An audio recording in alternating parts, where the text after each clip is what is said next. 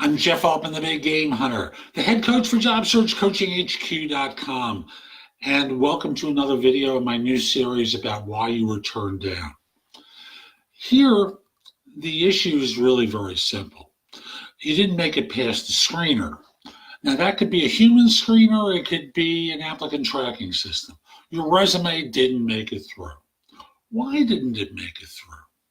Normally, it's pretty easy. Your resume doesn't demonstrate a fit for the job. Why doesn't it demonstrate a fit for the job? Well, usually applicant tracking systems are looking for keywords positioned relatively early in the document. Let's assume you have them in the document, but they're not early enough. How many page downs do you think the system is going to look at? Well, it starts to think in terms of, I know that term think is a curious one, but the systems are programmed to look at keywords that relate to the role, the specific ones in the job description, the specific ones that were programmed into their data dictionary within the first half page to 2/3 of a page of your resume. Yours didn't do that, did it?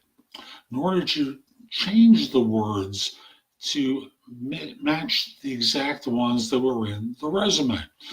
You may have been working on a financial system and it was looking for a specific one and you just listed as financial systems, just to use a simple example.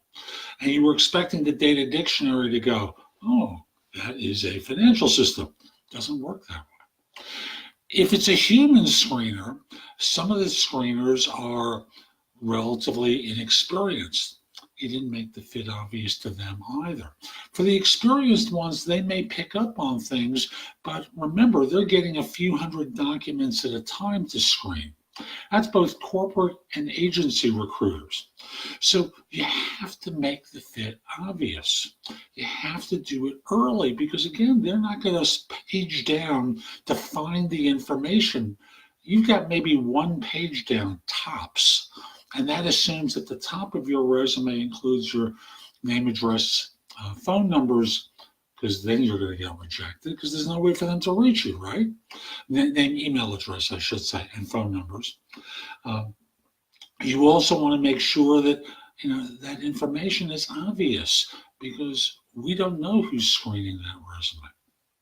People complain about applicant tracking systems as being a black hole, when the problem, more often than not, is that the resume didn't do a good enough job.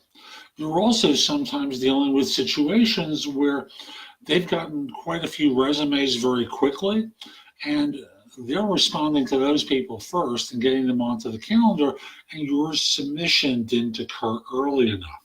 So lots of different variables here, but ultimately, you can't blame them because that's outside of your control and gives you a pass. When I did search, I know I used to get calls from people who would complain, how come you didn't ask to talk with me? Resume didn't fit. Well, I did this. Well, your resume didn't say that. It said this.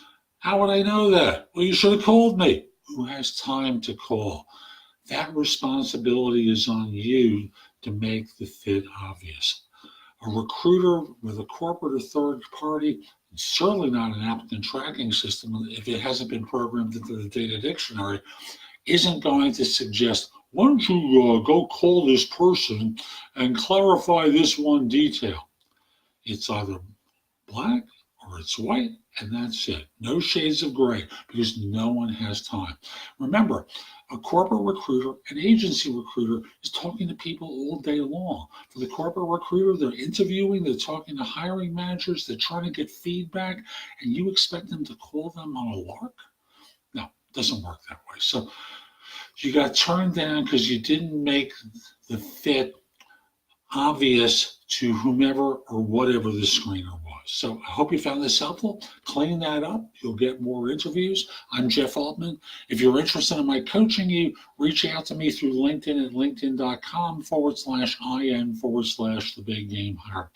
Once we're connected, message that you're interested in coaching. We'll set up time for a free discovery call. I also critique resumes and LinkedIn profiles. You can find out about that at my website, thebiggamehunter.us.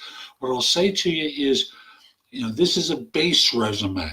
It's the one that you might send to a hiring manager if you didn't have a job description, but someone suggested you forward it. It's something that you might put on a job board or put into your LinkedIn profile.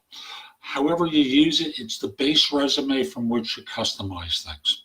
Hope you found this helpful and hope you have a great day. Take care.